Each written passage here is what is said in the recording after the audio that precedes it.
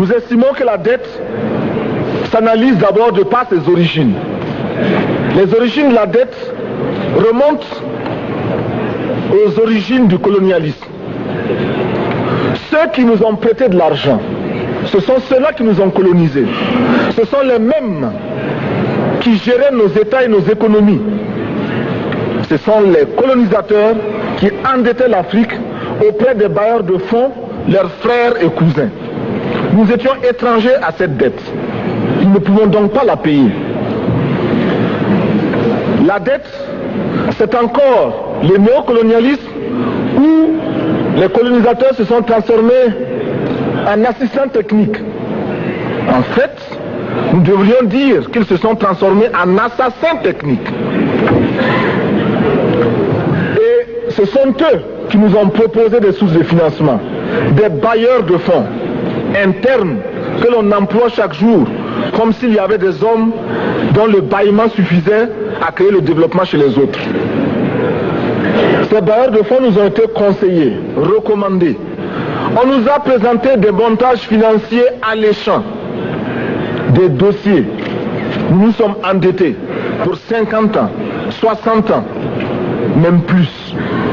C'est-à-dire que l'on nous a amenés à compromettre nos peuples pendant 50 ans et plus. Mais la dette, c'est sa forme actuelle. Contrôlée, dominée par l'impérialisme. Une reconquête savamment organisée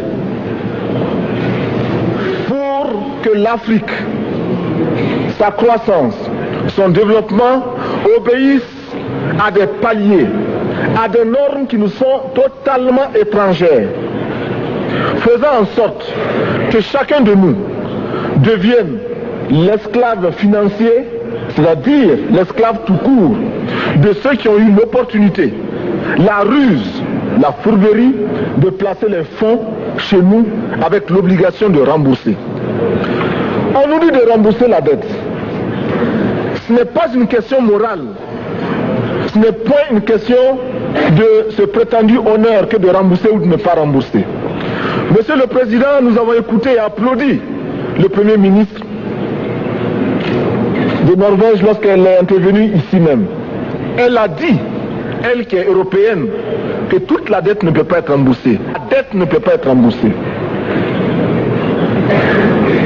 La dette ne peut pas être remboursée parce que, d'abord, si nous ne payons pas, nos bailleurs de fonds ne mourront pas.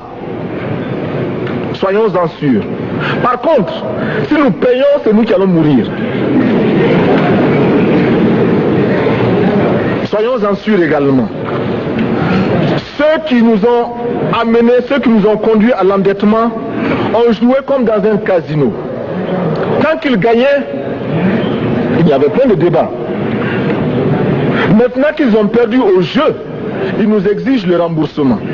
Et l'on parle de crise. Non, Monsieur le Président, ils ont joué, ils ont perdu, c'est la règle du jeu. La vie continue.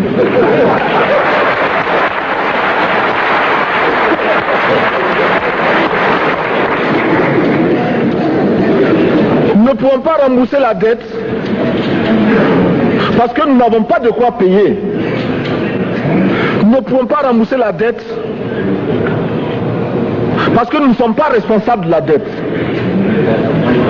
Nous ne pouvons pas payer la dette parce qu'au contraire les autres nous doivent ce que les plus grandes richesses ne pourront jamais payer, c'est-à-dire la dette de sang. C'est notre sang qui a été versé. On parle du plan Marshall qui a refait l'Europe économique. Mais l'on ne parle jamais du plan africain qui a permis à l'Europe de faire face aux hordes hitlériennes lorsque leur économie était menacée, leur stabilité était menacée. Qui a sauvé l'Europe? C'est l'Afrique. On en parle très peu. On en parle si peu que nous ne pouvons pas, nous, être complices de ce silence ingrat.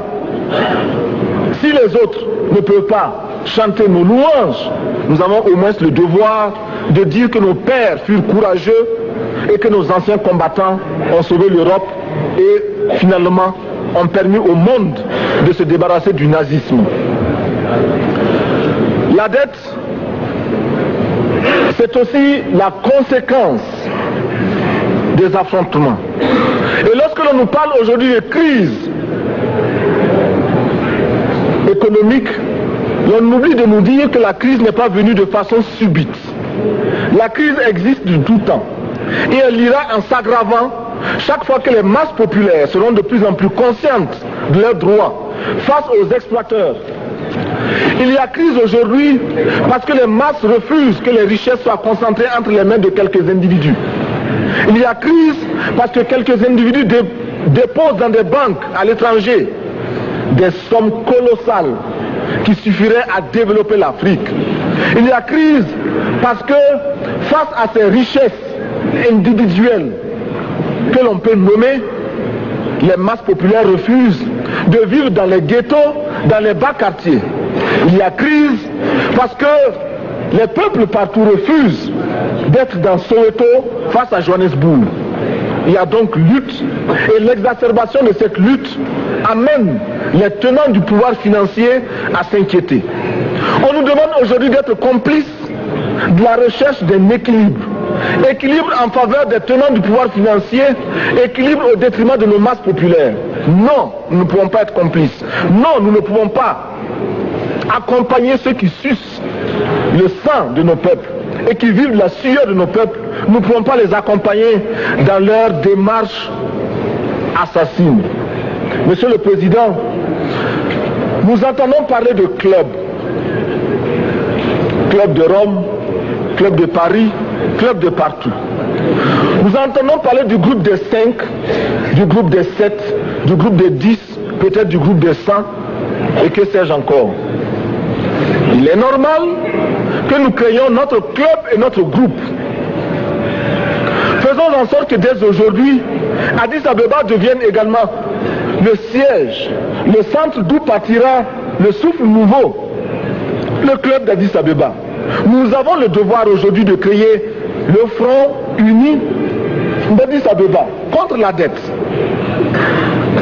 Ce n'est que de cette façon que nous pourrons dire aux autres, en refusant de payer la dette, nous ne venons pas dans une démarche belliqueuse. Au contraire, c'est dans une démarche fraternelle pour dire ce qui est. Du reste, les masses populaires en Europe ne sont pas opposées aux masses populaires en Afrique. Mais ceux qui veulent exploiter l'Afrique, ce sont les mêmes qui exploitent l'Europe. Nous avons un ennemi commun. Donc, notre club, parti d'Addis Abeba, devra également dire aux uns et aux autres que la dette ne saurait être payée. Et quand nous disons que la dette ne saurait être payée, ce n'est point que nous sommes contre la morale, la dignité, le respect de la parole. Parce que nous estimons que nous n'avons pas la même morale que les autres. Entre le riche et le pauvre, il n'y a pas la même morale. La Bible, le Coran, ne peut pas servir de la même manière celui qui exploite le peuple et celui qui est exploité. Il faudrait alors qu'il y ait 2 éditions de la Bible et 2 éditions du Coran.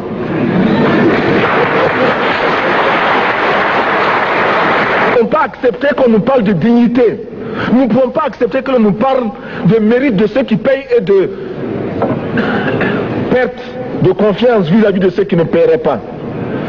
Nous devons au contraire dire que c'est normal aujourd'hui. Nous devons au contraire reconnaître que les plus grands voleurs sont les plus riches.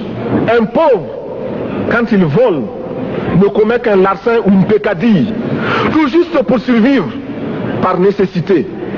Les riches, ce sont eux qui volent le fisc, les douanes et qui exploitent le peuple. Monsieur le Président, ma proposition ne vise pas simplement à provoquer ou à faire du spectacle. Je voudrais dire ce que chacun de nous pense et souhaite. Qui ici ne souhaite pas que la dette soit purement et simplement effacée?